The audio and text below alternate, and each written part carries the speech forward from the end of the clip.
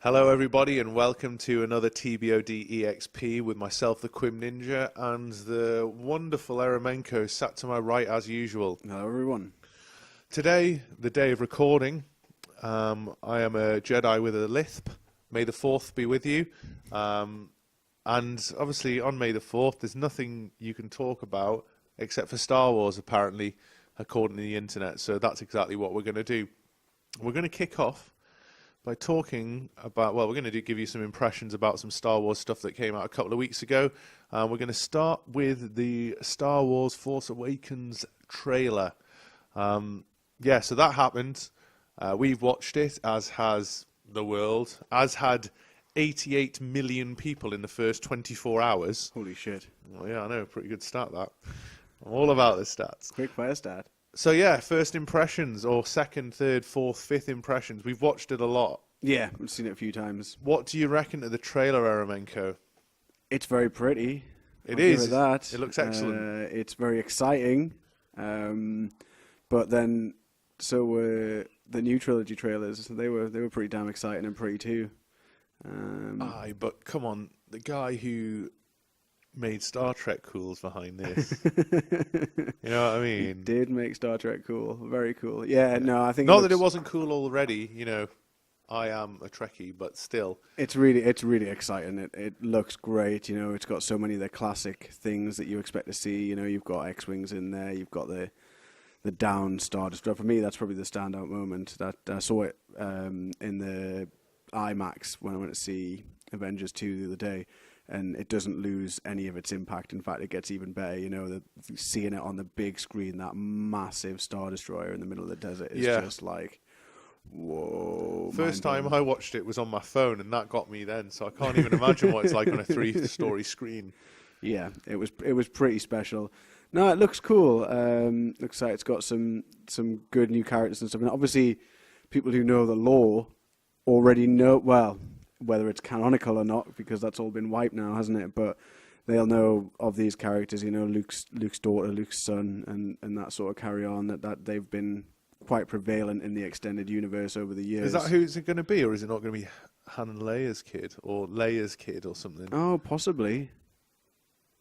Good question. I didn't actually know. I know that they both have kids. Although that said, in it says my father had it. Yeah, so that would Han say Luke. Yeah. And he's got the whole like metal hand thing.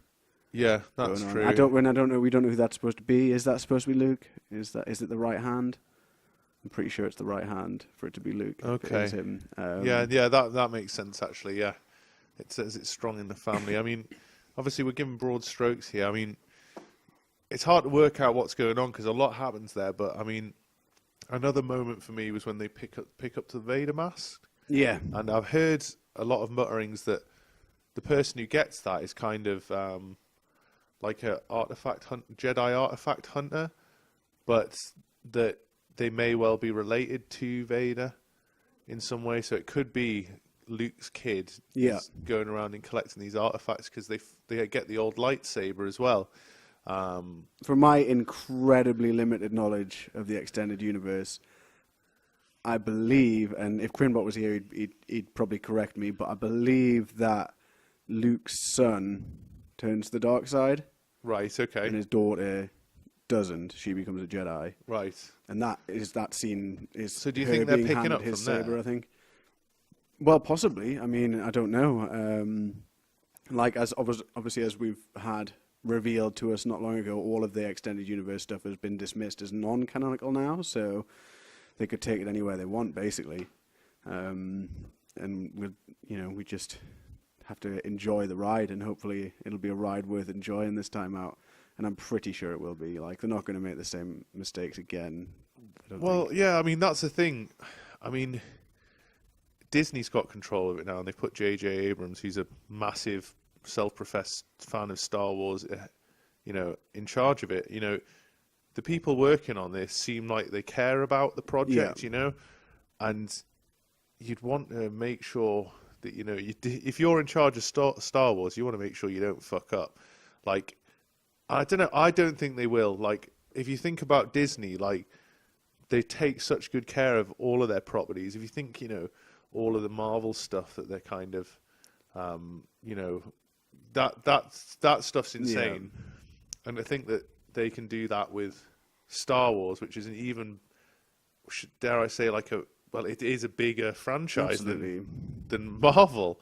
In terms of movies, as far as movies go, it is without a doubt. Yeah, Marvel was their kind of flagship lot of movies, and now Star Wars is. They're not going to fuck that up. Just while you're on the Marvel train there, did you know that in every Marvel movie in Phase 2, as they call it, somebody gets their hand cut off in an ode to Star Wars? Wow, that's interesting. I like that. I like that fact. Pretty good, thanks. This is Rec Law for that fact. That's quite cool. So, yeah, going back to the trailer then.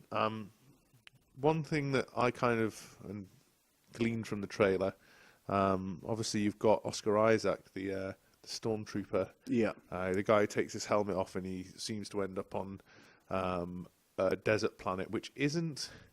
It's not Tatooine. No, it's called something else, I don't know, it begins with a D. Dantooine? That'll do. We'll edit that with the right name if that's not the right name. But yeah, I've heard rumours that he might be a stormtrooper who discovers that he has the Force, and so has decided.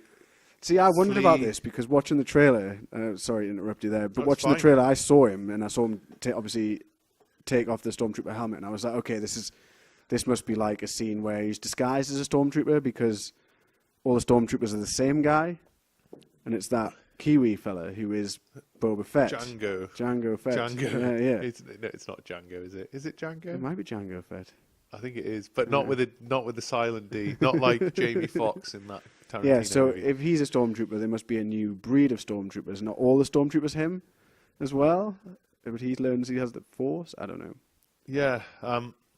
There's a lot of kind of confusing stuff going in there, but it just gives you a nice flavour about what the whole movie's going to be about. I love how everything is, as much as possible, is a real life object in general. Yeah. A lot of always exciting. Kind of physical effects in there. Did you know that BB-8 droid that we saw in the teaser, the kind of round one, with the thing on the top, that's real? Shit. That's not. That's amazing. Yeah. Some kind of little drone. They brought it out on the Star Wars celebration on stage. That's so cool. Driving it about and stuff. It's crazy, isn't it? I don't even know how that works. There's got to be magnets involved and maybe an anti-gravity generator. Yeah, that's what's happening. Yeah, they've discovered anti-grav technology, and they're using it to make Star Wars. Yeah, that's probably the most fitting application, if you ask me. Though. Yeah, I'd agree with that. But yeah, it just looks so good. I'm really hyped for it. I mean, I'm not even the biggest Star Wars fan, but I'm kind of everyone likes Star Wars, but at different levels. I would very much say I'm a top level fan. I'm not deep into the lore or anything like that, but I do enjoy the movies. I mean, who couldn't? And obviously, I appreciate J.J. Abrams' work, bar the end of Lost. We won't go into that. So, yeah, I just feel like they may have a home run on their hands. But here's a question for you. Can it live up to the hype? Can anything ever live up to the hype when there's this much hype? Maybe. It's so... Avengers, the first Avengers was fucking amazing. That's that very was true. Hyped to fuck, right? This is Star Wars Episode 7, right? Yeah, that's a whole new level of hype. That is even after, the disappointment of the prequels, people are still willing, to put everything they have on this being a good film. Yeah. So... Oh man, I really hope it does live up to the me hype. too, man. I'm really, really excited for this. We can't talk about the new Star Wars trailer without talking about the moment that makes all fanboys and girls all the world over squee with delight. I didn't see Jar Jar in there. It's just that very, very last part. Oh, yeah, of course, yeah. I know, yeah, just to see Han as a grizzled old man. To be fair, he did look good. He does. He's Harrison Ford. He's going to look good, isn't he? Do you think he would? Would you look good after, if you were thinking purely based on Han as a character, he spent, 30, 40 years gallivanting around the galaxy, do you think you'd actually Drinking look that and good? smoking. You'd probably look a bit more gnarled up than that. If you're a lovable rogue, I suppose that's how it goes. But Chewie looks great as well. I've seen a lot of people on the internet asking what conditioner he's been using because he's so sleek. I think it's samurai shampoo, isn't it? Yes, it's definitely samurai shampoo. Whenever there's a question, that's always the answer. Yeah. But yeah, it's interesting that, when he says, Chewie, we're home at the end, like that's such a good way to end that trailer. Absolutely. I've heard more kind of whisperings when I've been listening to podcasts and stuff that have mentioned it, because every podcast I ever listen to has obviously talked about Star Wars. The reason he says that is because they actually jacked a Star Destroyer, and so they've actually been riding around in the Star Destroyer for however long, and then they're back at the Millennium Falcon now. Yeah, so. I guessed that they'd be getting back on the Falcon. Yeah, but that's a bit ridiculous. Like, there's just so many kind of little rumors going about that. I think I enjoy that almost as much as the trailer itself, just to hear the kind of theories behind it. Already it's starting, that just leads to kind of build up the anticipation of this movie. And I'm sure that by the time Christmas rolls around, I'm pretty sure, Kim Kardashian claimed to break the internet. I don't think that she's really got a candle or a butt to hold to this. This is going to. It doesn't matter what the film's like. There's going to be loads of people who hate it, and there's going to be loads of people who love it. Yeah, I think that the proportion's definitely going to weigh one way or the other, and I hope it's one way. But I suppose we'll have to wait and see in true TBoD fashion. Yeah. In EXP where we don't answer the question. Yeah. Because there wasn't really a question. Yeah, we just thought we'd fanboy out a bit there. Squeak! Keeping on the fanboy topic, though, we've also just watched another trailer, Star Wars related, and that was for the reveal trailer for the Star Wars Battlefront game that's coming out, made by EA. An in-engine trailer was put out a couple of weeks ago. Again, we're going to go on the old impressions front here. What did you think about it? I know that's the first time you've actually seen that, it was, isn't it? I've been shying away from it a little bit because of the disappointment that was Battlefield 4 for me personally. And I'm just not ready. R.I.P. in peace, Battlefield 4. I'm just not ready to love DICE and EA again. But watching after that, watching that trailer, well, you heard me saying it. As we were watching it, I was don't pre-order it, like convincing myself more than anything else to not rush out straight away and pre-order that game. He had to delete the Amazon app off his phone just to make sure to watching. Yeah, looks incredible. Like, and if they can recapture the intensity of the battles and stuff that you had in Battlefield 3, if they can recapture some of the beauty of that game and make sure all the servers work well and stuff, it could be on a real winner here, because I know the Battlefront games have always been very highly regarded, and yeah, just the idea that you're going to go out there and choose your class. Like Battlefield, a la Battlefield. Yeah, I mean, there are a few caveats to that. So obviously, we've seen the fighting on the ground there. Battlefront has had space battles in it before. Yeah, they're not going to have it in this game. Okay, that's a slight disappointment. Yeah, I think. Oh, it'll be DLC. Well, maybe like the aerial assault DLC. It's going to have no campaign in it. It's going to be online only. Right. You're going to be able to get these power. So obviously we saw Vader and Boba Fett in there. You're going to be able to pick up power-ups and become those characters for a certain amount of time. So it's kind of fantasy battles. Like, it's obviously not going to be like true to life. They've named a couple of the places that you'll be able to go. Like, there's going to be a few maps that release at launch, and obviously the more will come with DLC. But I think Hoth, Endor. Yeah, that trailer looked like Endor. And it had a bit of Hoth in it as well. There was one more, and I've forgotten what it's called. It'll be a desert-y one. Well, the desert-y one actually is the one... So the Star Destroyer, linking back to the Force Awakens trailer. Yeah. So that is going to be a level in it as DLC at Christmas. Right. It's going to come out around about the same time as the movie. And there's actually going to be some kind of story related to the film within that map. So some kind of event that happens on that map, like maybe it's a kind of Levolution type thing. Yeah. Could be the Star Destroyer crashing or something like that. That's going to come out as free DLC just before the movie comes out. So, a couple of good points there. I think that at least, the space battles aren't there, but it does mean that at least they can focus in on actually making a good kind of getting the shooting mechanics and all the game mechanics down rather than throwing too much into the boiling pot, Definitely. But you are going to have pilotable X-Wings and Y-Wings. That seemed to be the case. So yeah. There's if they've got that mechanic in, there's no reason why they couldn't add like a space map in the future at some point, I guess. Maybe. I would personally think they'd probably save that for the sequel. Yeah, that makes sense as well. And just kind of build on it from there.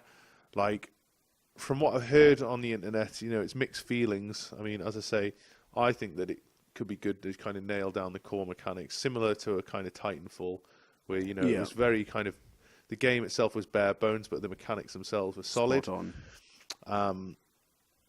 I think, though, that it could feel like a bit of a step back from the previous games if it's missing something that was in there all those years ago. Kind of like the transition from San Andreas to GTA 4.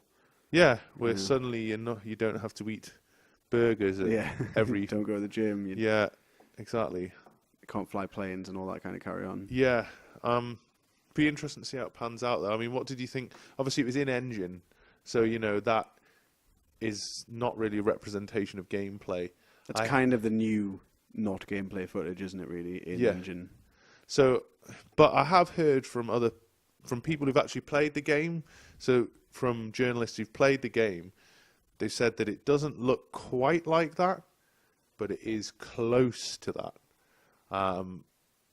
And I guess when you watch something like that, which is one of the kind of coolest looking trailers you've ever seen. Yeah, without a doubt. So some of the coolest looking graphics you've ever seen, being a touch step back from the coolest graphics you've ever seen, isn't the end of the world. Yeah, especially in something that's as large scale as you would expect DICE to make. To have, and it's not just the fact that you look at the trailer, you're like, it's pretty. You look at the trailer and you think, okay, well, there's a ground troop, there's an AT-AT, and and there's a Y-wing, and that's all going on at the same time, and for them to have achieved that, even close to that kind of graphical fidelity on a 64-player server or whatever, is just going to be incredible. Yeah. Speaking of servers, though, I mean, obviously, Battlefield 4 had a bit of a fucking bumpy ride. Hardline has had less so. I mean, that went pretty well. Slick transition. So they could be getting used to the next-gen hardware now. And I suppose it's good testing ground, really, for them to kind of get that right, because absolutely. This game doesn't have a campaign.